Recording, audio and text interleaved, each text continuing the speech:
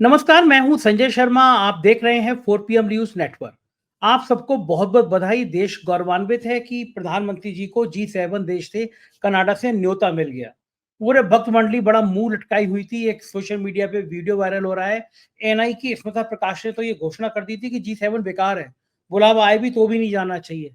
लेकिन अंततः बुलावा आ गया। प्रधानमंत्री जी और भक्त भक्तनियां, नोएडा के एंकरियां पतले हुए जा रहे थे कि पहले ट्रंप ने नहीं बुलाया, अब G7 ने नहीं बुलाया, हमारे विश्व गुरु का ऐसा हाल क्यों हो रहा है। उधर चचा ट्रंप और सॉरी ताऊजी ट्रंप और चचा मस्क, भक्त ऐसे ही नामों से उनको बुलाते हैं, वो लड़े पड़े हैं। लोग समझ नहीं पा रहे कि दुनिया के दो सबसे ताकतवर लोग, मस्क पैसे में और ट्रंप ताकत में, अमेरिका का राष्ट्रपति है, सड़क के गुंडे जैसे लुच्चे गुंडे होते हैं ना, उनकी तरह बिहेव क्यों कर रहे हैं। अभय दुबे जी से मैंने इस बातों की चर्चा करी है और मैंने अभय दुबे जी से जानना चाहा है कि लखनऊ में जिस तरह 2.5 साल की बच्ची के साथ बलात्कार हुआ, पुलिस ने बहुत बढ़िया काम किया कि उस बलात्कारी को एनकाउंटर में ढेर कर दिया। लेकिन ये समाज कहाँ जा रहा है। 2.5 साल की बच्ची जिसे हम देवी की तरह पूछते हैं, उससे कोई आदमी घिनौना काम करने की सोच भी कैसे सकता है। क्या है ये विकृति और क्यों है। अभय दुबे जी से बातचीत में राजनीति के और समाज के इन विभिन्न पहलुओं पर चर्चा होगी। कई नई बातें सामने आएंगी। आपसे रिक्वेस्ट है, चैनल को सब्सक्राइब करिए, ज्वाइन करिए और चलते हैं अभय दुबे जी के पास। 4 PM न्यूज नेटवर्क में स्वागत है अभय दुबे जी आपका। पूरा देश कह रहा है कि हमारे अंबानी और अडानी कितने अच्छे हैं कि मोदी जी से लड़ाई नहीं लड़ते हैं, मिलजुल के काम कराते हैं। उधर ट्रम्प चचा और एलन मस्क में लड़ाई हो गई है। हम्म। भक्त हैं, उनके बीच में बड़ा संग्राम छिड़ा हुआ है कि वो ताऊ जी ट्रम्प की तरफ रहें या चचा मस्क की तरफ रहें। और मैं तो इतना हैरान हूं कि दुनिया के दो सबसे ताकतवर लोग, हम्म। पैसे के मामले में मस्क, टेक्नोलॉजी के मामले में मस्क, और देश के मामले में दुनिया का सबसे ताकतवर आदमी ट्रम्प। हम्म। गली के लुच्चे लफंगे लड़के लड़ते हैं ना एक दूसरे के, मैं देख तुझे देख लूंगा, मोहल्ले के बाहर निकल के आ, मैं तुझे देख लूंगा। ये उसी स्टाइल से ट्विटर पे लड़ रहे हैं दोनों लोग। पूरी दुनिया हैरान हो रही है। मस्क का शेयर धड़ाम हो गया, यानी कितने मिलियन टेस्ला को। वो लोग लड़े पड़े हैं और ट्विटर पे एक दूसरे पे हमले कर रहे हैं। पुराने पुराने ट्वीट खोल के ला रहे हैं कि ट्रंप ने ये कहा था और मस्क ने ये कहा था। क्या दुनिया के सबसे ताकतवर लोग इस तरह इस हद तक जाके लड़ सकते हैं? क्या हो गया ये, मतलब मानसिक विक्षिप्त लोग हैं ये, क्या हैं? मैं तो समझ नहीं पा रहा कि क्यों लड़ रहे हैं इस तरह। देखिए, अमेरिका तो हम लोगों से बहुत दूर है और हम लोगों के पास जितनी भी अमेरिका की खबरें मिलती हैं वो सब सेकंड हैंड और थर्ड हैंड रूप में ही हम लोगों के पास खबरें आती हैं। जो अमेरिकी नज़ारे के विश्लेषक हैं, जब वो 3, 4, 5, 6 दिन बाद कुछ लिखते हैं तो हम लोग उनको पढ़ते हैं, तब हम लोगों की पकड़ में आती है ये बात कि क्या बात असल में है क्या। लेकिन कुछ कुछ दिमाग लड़ाने पर ऐसा लगता है कि भारत के जो बड़े पूंजीपति हैं, आपने अंबानी और अडानी का नाम लिया, और भी कई लोगों का नाम इस सीरीज में जोड़ा जा सकता है। भारत के जो पूंजीपति हैं उनमें और अमेरिका के पूंजीपतियों में बहुत फर्क है। आपको याद होगा कि 2024 के लोकसभा चुनाव मुहिम के दौरान एक भाषण में प्रधानमंत्री नरेंद्र मोदी ने कहा था कि अडानी और अंबानी का कितना रुपया टेम्पो में भर भर के विपक्ष को जा रहा है। आपको याद है कि नहीं याद है? याद है, हम तो टेम्पो ढूंढते रहे, वो टेम्पो का नंबर भी नहीं मिला हमें तो। हाँ, टेम्पो में भर भर के विपक्ष की तरफ जा रहा है। और वो एक तरह का, ऐसा नहीं था कि राहुल गांधी का मजाक उड़ाने के लिए ये बात कही गई हो। तो राहुल गांधी का मजाक उड़ाने के लिए ये बात नहीं कही गई थी। उस वक्त उनका प्रधानमंत्री का ये स्पष्ट रूप से आरोप था कि जो विपक्ष के ग्राफ में जो बढ़ोतरी देखी जा रही है, वो उस बढ़ोतरी के पीछे हिंदुस्तान के दो बड़े पूंजीपतियों का हाथ, दो बड़े पूंजीपतियों ने जो धन सप्लाई किया है, संसाधन दिए हैं, उसका हाथ है। और सोशल मीडिया पर कुछ जो भारतीय जनता पार्टी के समर्थक और हिंदू समर्थक जो जिनके चैनल चलते हैं, उनमें से उन्होंने ये कहना शुरू कर दिया था कि ये बात बिल्कुल सही है, ये बात बिल्कुल सही है, और जल्दी ही इसका, जब मोदी ने चूंकि एक बात कही है और सार्वजनिक रूप से कही है, तो इसका भंडाफोड़ होना ही वाला है। ये बात भी कहनी शुरू कर दी गई थी। अच्छा, अगर इस बात में क्या सच्चाई थी? अच्छा, इस बात में उस वक्त लगा कि सच्चाई है थोड़ी सी, जब जो बहुत मशहूर शादी की मुकेश अंबानी ने अपने बेटे की, इसके अंदर सुनते हैं कि 5,000 करोड़ रुपया करीब खर्च हुआ, उसका निमंत्रण देने के लिए वो गांधी परिवार में चले गए। सोनिया गांधी से मिले, राहुल गांधी तो उनसे मिलने नहीं आए, लेकिन सोनिया गांधी से तो मिले वो, और उन्होंने उस शादी में आने का निमंत्रण दिया। और हालांकि गांधी परिवार का कोई वहां गया नहीं, लेकिन उन्होंने बाकायदा विपक्ष की सबसे बड़ी पार्टी, उसके नेता और उसका जो सबसे जो नंबर 1 फैमिली उसकी जो है, उसको उन्होंने इनवाइट किया। और ये जब इससे पहले उन्होंने जो अपने परिवार में शादियां की थी, उसमें इस तरीके से उन्होंने निमंत्रण नहीं दिया था। इससे भी अंदाजा लगा कि हिंदुस्तान का जो पूंजीपति वर्ग है, उसका रुझान कुछ कुछ मोदी से हटकर विपक्ष की तरफ हो रहा है। अच्छा, अब मोदी जी का बहुमत भी चला गया, चुनाव नतीजे आए। आप कल्पना कीजिए कि अगर थोड़े से मोदी जी और कमजोर हो जाते, तो यही पूंजीपति जो है पूरी तरीके से मोदी जी के खिलाफ हो जाते। लेकिन जब हम मस्क के किरदार से या अमेरिका के दूसरे पूंजीपतियों के किरदार से भारत के पूंजीपतियों के किरदार की तुलना करते हैं, और अमेरिकी राष्ट्रपति के तौर पर डोनाल्ड ट्रंप के किरदार से और नरेंद्र मोदी के किरदार की तुलना करते हैं, तब हम लोगों को ये अंतर समझ में आता है, भारतीय पूंजीपतियों का काम करने का तरीका अलग है। वो सत्ता से पूरे लाभ उठाते हैं, लेकिन सत्ता से भिड़ने की कोशिश नहीं करते, और न ही मस्क की तरह सत्ता के साथ इतना ज्यादा जुड़ते हैं कि खुद भी सत्ता के हिस्से बन जाए। जैसे कि अडानी जी से मोदी जी की बहुत नजदीकी है, मुकेश जी की मोदी जी से बहुत नजदीकी है, इसमें कोई शक नहीं। लेकिन वो लोग ऐसा कुछ नहीं करते कि वो सरकार की किसी कमेटी के चेयरमैन बन जाए, या सरकार के किसी डिपार्टमेंट के मुखिया उनको बना दिया जाए, या उनको एक मंत्रालय में आ जाए। ये कुछ इच्छा बिरला फैमिली में एक बार दिखाई पड़ी थी बहुत पहले। तो बिरला फैमिली के कुछ लोग राज्यसभा में चुन लिए गए थे, और उसमें भी कांग्रेस की मदद थी। ये इस प्रकार की महत्वाकांक्षा विजय माल्या में भी थी। अभी हम लोग विजय माल्या का भी आज जिक्र कर सकते हैं, क्योंकि विजय माल्या की भी एक खबर आई है। उन्होंने खुद ही कहा है, विजय माल्या ने, कि वो हिंदुस्तान छोड़ते समय उनकी अरुण जेटली से मुलाकात हुई थी। बाकायदा संसद भवन गए थे और संसद भवन में घूमे, और अरुण जेटली जो वित्त मंत्री थे, उनसे उनकी मुलाकात हुई थी। और उस वक्त इस बात के बहुत कयासबाजी हुई थी। मैंने टीवी पे भी कई बार इस बात की चर्चा की थी कि आखिरी व्यक्ति जिससे विजय माल्या मिले थे वो अरुण जेटली थे हिंदुस्तान में। ये बहुत चर्चा हुई थी उस वक्त, ये बात बिल्कुल सही। और अब विजय माल्या ने इसकी तस्दीक कर दी है अपनी तरफ से। अब तो बीजेपी को उसका जवाब देना है। बहरहाल मैं दूसरी तरफ चला गया। मैंने कहा कुछ बड़े देश के बड़े पूंजीपतियों में इस प्रकार की महत्वाकांक्षा देखी जाती है कि वो चुनाव लड़ने की कोशिश करते हैं, लोकसभा का नहीं तो राज्यसभा का चुनाव लड़ने की, राज्यसभा के जरिए सत्ता में घुसने की कोशिश करते हैं, और मन में मंत्री बनने की महत्वाकांक्षा होगी भी, लेकिन मंत्री वगैरह उनको बनाया नहीं जाता है। तो ये मुझे मतलब मैं इस तरह तुलना करके देखता हूं। मुझे नहीं लगता है कि भारत में कोई एलन मस्क जैसा कोई पूंजीपति है। हाँ, मोदी जी में और ट्रंप में बहुत समानताएं हैं। मोदी और ट्रंप में बहुत समानताएं हैं, और दोनों एक दूसरे को पसंद भी करते हैं। ये अलग बात है कि आजकल दोनों की नहीं पट रही है। और जो बात पहले जो एक तरह की वो थी, एक दूसरे का हाथ पकड़े हुए घूम रहे हैं, और अब की बार ट्रंप सरकार कर रहे हैं, मोदी इज माई फ्रेंड वगैरह, ये सब की नारेबाजी हो रही है, ट्रंप मेरे दोस्त हैं, मेरे प्रिय मित्र ट्रंप, ये सब बातें आजकल नहीं हो रही हैं, क्योंकि आजकल परिस्थिति बदल गई है। लेकिन मैं समझता हूं कि लोकतंत्र को किस तरीके से चलाया जाना चाहिए, उसमें एक नेता अपने महत्व को किस तरह स्थापित करे, और केवल एक व्यक्ति की केंद्रीयता पूरे लोकतंत्र में स्थापित हो जाए। ये योजना मोदी जी की भी है, और ये योजना डोनाल्ड ट्रंप की भी है।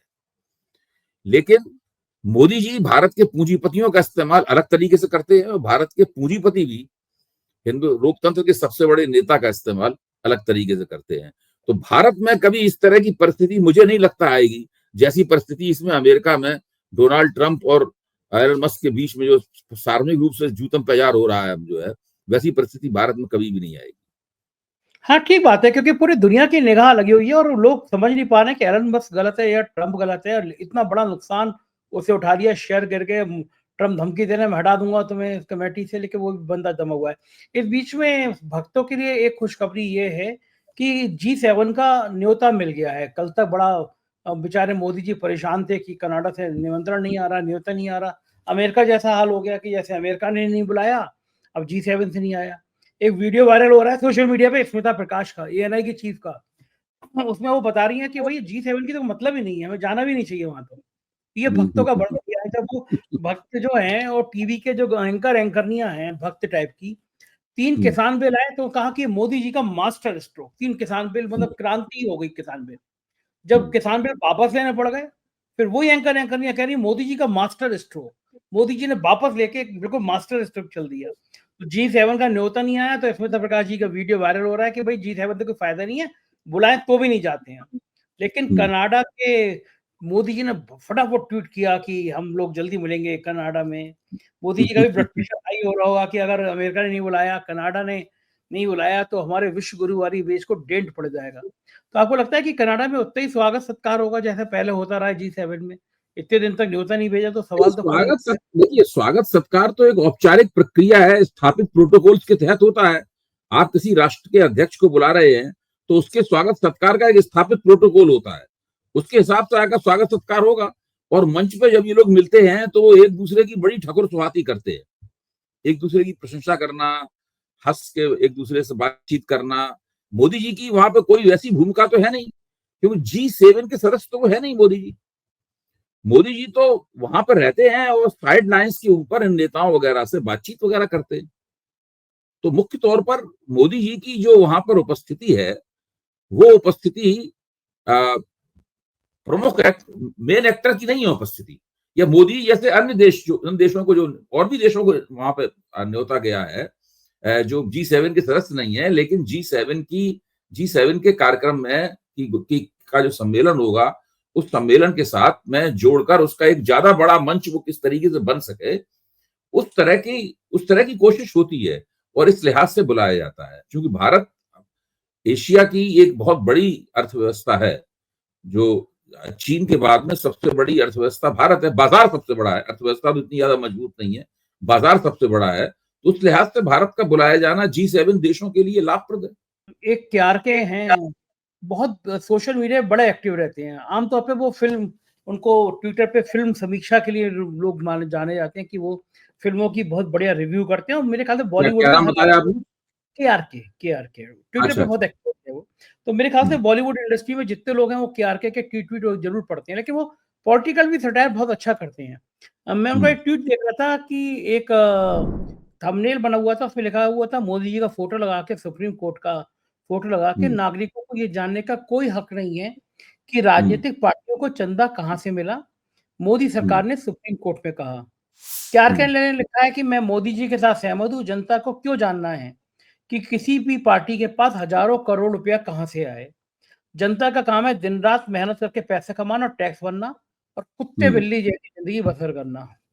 बताइए, अब तो आप सरकार, KRK वही है जो ये कमाल खान है ना, कमाल खान। हाँ हाँ वही कमाल खान है। कमाल खान है, ये फिल्मों में एक आध बार हीरो बनने की कोशिश भी की है इन्होंने। हाँ, वह काफी चर्चे में रहे हैं ये।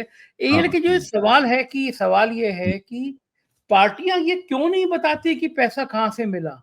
हमारा आप अगर हम 20,000 रुपए से ज्यादा 25,000 रुपए किसी को कैश में दे दें, इनकम टैक्स नोटिस आ जाएगा कि आपने एक दिन में अभय दुबे को 25,000 रुपए कैसे दे दिए। ये हजारों करोड़ रुपया कहाँ से आया, कहाँ खर्च हुआ, ये हिसाब किताब देने को तैयार नहीं है। इलेक्टोरल बॉन्ड का मसला सामने आया, लेकिन कितना खराब है ये। नेता खुद पूरा भ्रष्टाचार। संजय जी, ये पूरा मसला भारतीय लोकतंत्र में जो राजनीतिक भ्रष्टाचार है, जो कि भ्रष्टाचार का सबसे बड़ा रूप है, यही मसला उसकी जड़ में है। देखिए, मैं आपको दो, जो घपला क्या है, घपला यह है कि एक पार्टी का उम्मीदवार और उसकी पार्टी, इनको भारत के नियम कानूनों के मुताबिक, दलीय प्रणाली की कानूनों के मुताबिक दो अलग अलग किरदारों में बांट दिया गया। उम्मीदवार जो खर्चा करता है उसके खर्चे के ऊपर बंदिश है। वो एक MLA एक निश्चित रकम से ऊपर खर्च नहीं कर सकता, MP एक निश्चित रकम से ऊपर खर्च नहीं कर सकता, वैधानिक रूप से, सफेद मतलब व्हाइट मनी। काला धन कितना खर्च होता है उसकी बात नहीं कह रहा हूं, और उसको उसका हिसाब देना पड़ता है चुनाव आयोग को। अगर वो हिसाब नहीं देगा तो उसका चुनाव रद्द किया जा सकता है। लेकिन पार्टी कितना खर्च करे इसके ऊपर कोई बंदिश नहीं है। एक पार्टी एक उम्मीदवार के ऊपर, अगर उम्मीदवार के ऊपर करोड़ों करोड़ रुपए, 100 करोड़ रुपए, 200 करोड़ रुपए खर्च कर सकती है उसके चुनाव के ऊपर, उसके ऊपर कोई बंदिश नहीं है। पार्टियां कितना भी चंदा ले सकती हैं, उनके ऊपर किसी किस्म का टैक्स नहीं लगता है उनके ऊपर। और उनको अपने उसको चंदे का जो स्रोत है, मतलब उसको सार्वजनिक रूप से बताने के लिए वो बाध्य नहीं है। कितनी भी आरटीआई डालिए, आपको उनका जवाब उसमें नहीं मिलेगा। और यही है देश में राजनीतिक भ्रष्टाचार का सबसे केंद्रीय प्रश्न, कि पार्टियों को ये छूटें क्यों मिली हुई हैं। पार्टियां कानून के सामने, हमारे कर कानून के सामने, कर प्रणाली के सामने जवाबदेह क्यों नहीं है पार्टियां। ये एक बहुत बड़ा मसला है जो इस वक्त उठाया जा रहा है। ये बहुत महत्वपूर्ण बात है। देखिए, जब इलेक्टोरल बॉन्ड थे, जब इलेक्टोरल बॉन्ड के बारे में आरटीआई डाली जाती थी, पूछताछ होती थी, तो फिर उसका जवाब नहीं मिलता था। फिर वो मसला सुप्रीम कोर्ट के जरिए उसका भंडा फूटा। जब सुप्रीम कोर्ट ने उसको गैरकानूनी घोषित कर दिया, उसके बाद निकल के आ गया कि किसने कितना पैसा इलेक्टोरल बॉन्ड के तौर पर किन किन पार्टियों को क्या क्या दिया है। इतना पहले जरूर निकल के आ जाता था कि इलेक्टोरल बॉन्ड से भाजपा को इतना रुपया मिला है, कांग्रेस को इतना रुपया मिला है, टीएमसी को इतना रुपया मिला है, डीएमके को इतना रुपया मिला है, और समाजवादी पार्टी को और बीएसपी को इतना रुपया मिला। ये सब निकल के आ जाता था। ये चीज आज भी निकल के आ जाती है। इतनी चीज आज भी निकल के आ जाती है कि भारतीय जनता पार्टी के कॉफर्स में, भारतीय जनता पार्टी के अकाउंट में कितना माल है, कांग्रेस के अकाउंट में कितना पैसा है, या किस पार्टी के अकाउंट में कितना पैसा है, यहां तक कि सीपीआईएम और बीएसपी के अकाउंट में कितना पैसा है, ये भी सार्वजनिक रूप से आ जाता है और अखबारों में कभी कभी इसकी खबर भी छप जाती है। लेकिन वो रुपया आया कहां से, ये नहीं बताया जाता बिल्कुल।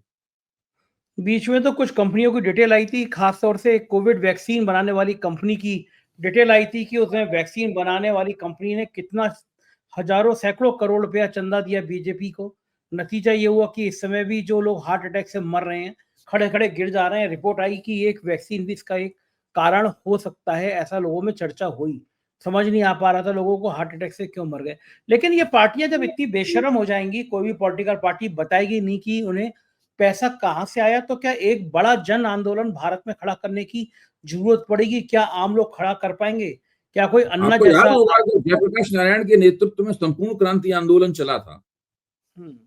जब 1974 की बात बता रहा हूं, जब जयप्रकाश नारायण के नेतृत्व में संपूर्ण क्रांति आंदोलन चला था, तो उसके कुछ मुद्दों में ये एक बहुत महत्वपूर्ण मुद्दा था। उसमें एक मुद्दा और था जिसकी आप लोग लगभग भूल चुके हैं, प्रतिनिधि वापसी का अधिकार।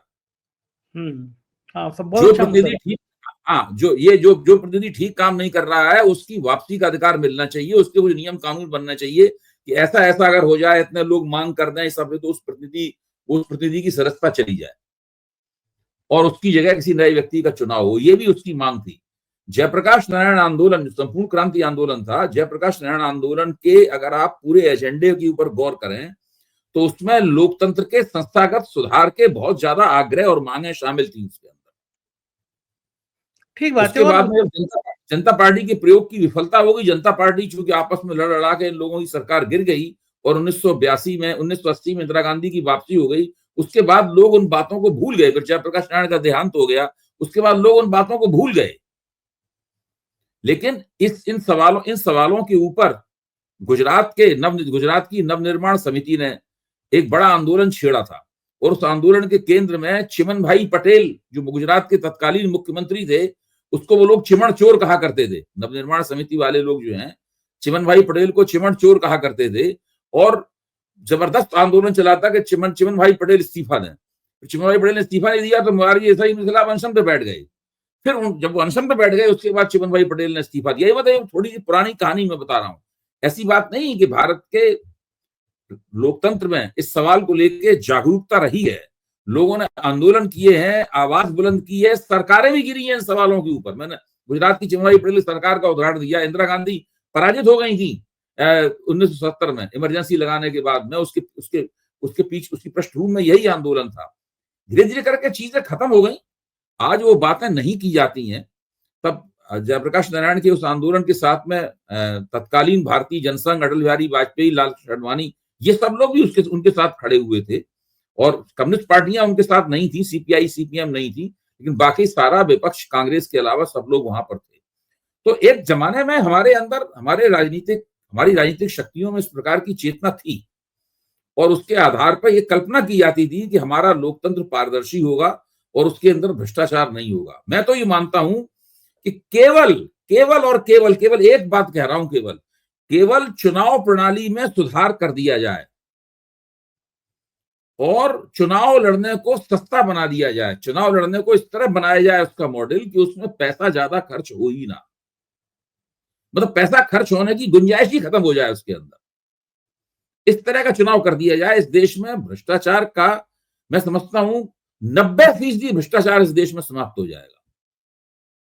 बिल्कुल ठीक है, लेकिन करेगा कौन? एक अन्ना साहब आए थे, वो तो मोदी जी के शपथ लेने के बाद गायब हो गए, जैसे गधे के सिर से सींग। देखिए, ये तो उनका बिल्कुल पता छुटभइये किस्म के, ये बहुत छुटभइये किस्म के थे। अन्ना हजारे जो थे वो बहुत ही छुटभइये किस्म के नेता थे। उनके अंदर केवल एक खूबी थी जो मैंने बहुत कम लोगों में पाई है। इंदिरा वो खूबी महात्मा गांधी में थी, हालांकि महात्मा गांधी जी उनकी तुलना उचित नहीं है। अन्ना हजारे अनशन करने में बहुत माहिर थे। वो एक बार अनशन पे बैठ जाते थे तो उनके लिए बड़ा आसान था कि 15-20 दिन बैठे रहना भूखे, मतलब। और पता नहीं उस बंदे की बॉडी पे और स्वास्थ्य पे कोई बहुत खराब असर भी नहीं पड़ता था, और खबर बहुत ज्यादा जबरदस्त बन जाती थी। भाई, तत्कालीन मनमोहन सिंह सरकार और को बदनाम करने में भारतीय जनता पार्टी ने जिस बंदे का इस्तेमाल किया सबसे ज्यादा, वो अन्ना हजारे ही थे। सही बात है। हाँ, और कुछ भारतीय जनता तत्कालीन कांग्रेस सरकार ने गलतियां भी की। मनीष तिवारी ने उल्टा सीधा बयान देके अन्ना हजारे को हीरो बना दिया। मनीष तिवारी उन दोनों कांग्रेस के प्रवक्ता हुआ करते थे, फिर मनीष तिवारी को मंच से गायब किया गया। मैं तो उस जमाने की हर चीज का चश्मीद गवाह हूं। हाँ, आप तो बहुत एक्टिव थे उस समय में। एक बड़ा बढ़िया ट्वीट है, कुणाल शुक्ला बड़े आरटीआई एक्टिविस्ट हैं, ये बड़ा आरटीआई लगाते रहते हैं। इन्होंने कहा है कि प्रधानमंत्री ने पाली 2.5 फुट की पुंगनूर गाय, इस गाय का दूध पीते हैं। दिसंबर 2024 में इस बात को लेकर कई खबरें बनी। गोदी मीडिया के एंकर नहीं है, इसको 2-4 दिन तक डुगडुगी बजाते रहे। तो मैंने सोचा आरटीआई लगाकर पूछ लिया जाए कि प्रधानमंत्री निवास में कितनी गायें हैं और इनके रख रखाव पर कितना खर्चा आता है। पीएमओ के जन सूचना अधिकारी के जवाब पढ़कर लगता है कि प्रधानमंत्री निवास में एक भी गाय नहीं है। ये एंकर दो नहीं, ढाई साल बाद अगर आरटीआई डाली जाएगी, प्रधानमंत्री ने अपने यहाँ सिंदूर का जो वृक्ष लगाया है, उस वृक्ष का क्या हुआ? वो वृक्ष पुष्पित पल्लवित हुआ या मुरझा गया, या वास्तव में कभी कोई सिंदूर का वृक्ष लगाया गया था? प्रधानमंत्री ने उस पर पानी देते हुए हजारे से जो तस्वीर खिंचवाई थी, क्या वास्तव में सिंदूर का ही वृक्ष था? इसकी जांच तो आपको पता लगेगा। जिस तरह का इस मामले में आया है, वैसा उस मामले में भी निकल के आएगा। ये सिंदूर शब्द ही प्रधानमंत्री को, जब से वो राजनीति में आए हैं, ये सिंदूर शब्द ही उनके लिए बड़ा दुखदाई हो गया है। किसी भी लेवल पे सिंदूर को लेकर उनकी मजाक उड़ती रहती है। एक सवाल मैं पूछना चाहूंगा अभय जी, वो जो राजनीति से अलग हटके है, सामाजिक व्यवस्थाओं से जुड़ा हुआ है, और कल से परसों से वो जो खबर आई उसने शायद देश के ना जाने कितने लोगों को सोने नहीं दिया गया होगा। लखनऊ में एक शख्स था, दुर्गा माँ की या कोई मंदिर या कोई अनुष्ठान होता था, वहाँ झांकियाँ लगाता था। उसके फोटो भी आए सामने, शिव जी की फोटो के सामने बैठा हुआ है, माथे पे चंदन है, तिलक है। प्रथम दृष्टया आप देखेंगे तो लगेगा कि कितना पूजा पाठ करने वाला धार्मिक व्यक्ति है। वो 2.5 साल की एक बच्ची को, जो मजदूर की बच्ची थी, वहां पे सो रही थी, उसको उठा के ले गया रात में, और लिफ्ट के पास ले जाके उसका बेरहमी से बलात्कार किया। 2.5 साल की बच्ची, शरीर के अंग अंग बाहर आ गए, बच्ची लगभग मौत के कगार पे है, जीवन मृत्यु से जूझ रही है। 2.5 साल की बच्ची, हम लोग उसको देवी कहते हैं, मतलब 7-8 साल की बच्ची तो पैर पूछते, वैसे भी 2.5 साल की कोई बच्ची सामने आ जाए तो इतने प्यार से उसको खिलाने का मन करता है कि नन्ही मुन्नी गुड़िया है, ईश्वर का रूप है, देवी है ये समाज क्या हो गया है कि 2.5 साल की बच्ची का बलात्कार, पीछे भगवान की इतनी मूर्तियां। हालांकि लखनऊ पुलिस इस बात की बधाई के पात्र है कि उस व्यक्ति को ढूंढा और आज कल सुबह उसको एनकाउंटर में मार गिराया गया। तो सबने लिखा कि इस राक्षस का अंत यही होना चाहिए था। लेकिन मैं पूरी घटनाक्रम से अलग हटके पढ़ रहा हूँ कि कई बार ऐसा होता है कि छोटी छोटी बच्चियों के साथ बलात्कार की खबरें आती हैं। उत्तर प्रदेश बलात्कार की संख्या में लगातार बढ़ोतरी कर रहा है, महिला अपराध बढ़ रहे हैं, एनसीआरबी की रिपोर्ट बता रही है। लेकिन इन सब राजनीतिक बातों का अलग हटके ये समाज कहाँ जा रहा है? 2.5 साल की बच्ची से अगर कोई ज़हनी तौर पर अगर आदमी बलात्कार कर ले रहा है, तो क्या हमारा समाज इतना खराब हो गया कि अब लगता है कि कलयुग यही है, मतलब इससे ज़्यादा खराब कुछ हो नहीं सकता? क्यों होता है ऐसा? नहीं, आपका जो दुख है और आपका जो संताप है उसमें मैं भी भागीदार हूँ। बहुत मोटे तौर पे मैं कोई बहुत बड़ा इस मामले में जानकार नहीं हूँ जो इस बात का बहुत अच्छा जवाब दे पाऊँ, लेकिन मोटे तौर पे मैंने भी इन प्रश्नों के ऊपर कुछ सोचा है। मैं ये मानता हूँ कि हम लोगों के समाज में आधुनिक जीवन और उसके साथ जुड़ा हुआ बाजार जो है ना, उसके ज़रिए बहुत सारी विकृतियाँ आई हैं। ये विकृतियाँ पहले मौजूद नहीं थी। देखिए, जो मॉडर्न लाइफ है, आधुनिक जीवन है पश्चिम की, उसमें चाइल्ड पोर्नोग्राफी और चाइल्ड मोलेस्टेशन, ये सब बहुत ही स्थापित किस्म की विकृतियां हैं जिनके ऊपर उन समाजों में भी बहुत ही चिंता व्यक्त की जाती है। चाइल्ड पोर्नोग्राफी इसीलिए अपराध है और चाइल्ड मोलेस्टेशन ज्यादा गंभीर अपराध है। पोक्सो जो कानून बना है वो इसी मकसद से बनाया गया होगा, मेरा मेरा मानना यह है। और हम लोग जानते ही हैं उसका इतिहास क्या है। तो ये तमाम सारी विकृतियां जो कि पश्चिम में बहुत लंबे अरसे से मौजूद हैं, अब भारतीय समाज में दिखाई देने लगी। जब से इंटरनेट का प्रचलन हुआ है और रिलायंस द्वारा फ्री इंटरनेट जो प्रोवाइड किया गया, हम लोगों के सेल फोन के अंदर जो इंटरनेट मिलता है, जो मुफ्त रूप से मिलता है, अब बहुत कम पैसे देकर उसमें मिलता है। उसमें बहुत बड़े पैमाने पर पोर्नोग्राफी देखी जाती है और चाइल्ड पोर्नोग्राफी भी बहुत ज्यादा प्रचलित है, आसानी से मुफ्त में सब लोगों के लिए उपलब्ध है। तो ये जो यौन कुंठाएं हैं, काम वासनाएं हैं, ये इन सबों की जो एक मिली-जुली भीषण किस्म की विकृति है, वो हमारे समाज को भी उसी तरीके से आक्रांत कर रही है, जिस तरह पश्चिमी समाजों को आक्रांत कर रही है। मैं समझता हूँ, ये आधुनिकता जनित विकृतियां हैं। ये आधुनिकता के गर्भ से निकलने वाली विकृतियां। मैं ये नहीं कह रहा हूं कि जो आधुनिकता से पहले के समाज थे उनमें विकृतियां नहीं थी, समस्याएं नहीं थी, वहां भी बहुत सारी समस्याएं थी। उनकी हम लोग निंदा और आलोचना करते हैं। मुश्किल ये है कि आधुनिकता जनित विकृतियों की निंदा और आलोचना हम लोग उतनी तत्परता के साथ नहीं करते, जितनी तत्परता से आधुनिकता के पूर्व के समाज की विकृतियों की करते हैं। और इस बिल्कुल, प्रकार के भारत के पैमाने पर इस प्रकार के अध्ययन भी बहुत कम है। जबकि पश्चिम में इस प्रकार के अध्ययनों की काफी भरमार है और अध्ययनों के जरिए आप समझ सकते हैं कि वहां वहां पे ये समस्या क्यों है। क्योंकि भारत में अभी अध्ययन होने शुरू ही नहीं हुए हैं, तो अभी हम लोगों के पास पूरा सब निकल के आया नहीं है कि इनके मुख्य तौर पर कारण क्या है और किस किस्म के लोग, किस तबके के लोग। ये भी अध्ययन में होता है कि जिसने ये अपराध किया उसका बचपन कैसे गुजरा, उसके ऊपर क्या बीती थी, या वो किस प्रकार का आदमी था। मतलब कई तरह के पहलू इसके अंदर हैं। यानी जो उत्पीड़ित है और जो उत्पीड़क है, दोनों का ही अध्ययन इसके अंदर किया जाता है, तब समझ में आती है कि असल में बात है क्या। बिल्कुल ठीक बात है। मैं पिछले दिनों दुबई गया था अभय जी, तो मेरे मित्र ने कहा बात ये चल रही थी, तो उसने कहा कि यहाँ तो इतने कड़े कानून है कि आप पोर्नोग्राफी की बात कर रहे हैं, बोले यहाँ हम्म, खुल ही नहीं सकती साइट। तो मैंने टेस्ट हम्म, किया, चेक किया, 8-10 पोर्न साइट्स मैंने खोलने की कोशिश करी दुबई में, तुरंत लिख के आ हम्म, गया कि ये साइट यहाँ नहीं खुल सकती। हम्म, यानी उन्होंने इंटरनेट पे ये बात भी कर दी कि हमारे यहाँ दुबई यूएई में कोई भी पोर्न साइट नहीं खुलेगी। भारत में कई बार सुप्रीम कोर्ट इस बात को सरकार को चेता चुका कि ये पोर्नोग्राफी, ये बच्चों की सेक्सुअल वीडियो फोटो, ये सेक्स की इतनी सारी गंदी-गंदी पोर्नोग्राफी, ये सब चीज़ें रोक लो नेट पे।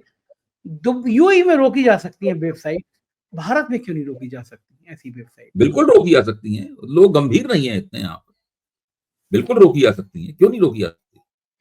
मैं ये मानता हूँ पोर्नोग्राफी एक विकृति है और पोर्नोग्राफी का जितना भी जो जो समाज जम के उपभोग करते हैं, उनमें उतनी ज्यादा विकृतियां होती हैं। ये विकृतियां भारतीय समाज में, यौन विकृतियां पहले भी थी। मैं ये नहीं कह रहा हूँ पहले के समाज में यौन विकृतियां नहीं थी। अ, हर समाज में यौन विकृतियों का एक बड़ा पहलू होता है, एक प्रतिशत होता है। लेकिन जैसे जैसे भारतीय समाज का आधुनिकीकरण हुआ है और आधुनिकीकरण के साथ साथ बाजारीकरण और पश्चिमीकरण हुआ है, वैसे वैसे ये यौन विकृतियां और लगातार बढ़ती हैं। बिल्कुल ठीक बात है अभय जी, बहुत-बहुत शुक्रिया आपने समय दिया मुझे बातचीत की। Thank you. ये थे अभय द्विवेदी और मुझे लगता है कि ये पूरी बातचीत आपको पसंद आई होगी। आपके प्यार भरे कमेंट का मुझे इंतजार रहेगा। बताइएगा जरूर कैसी लगी ये बातचीत। शुक्रिया, थैंक यू।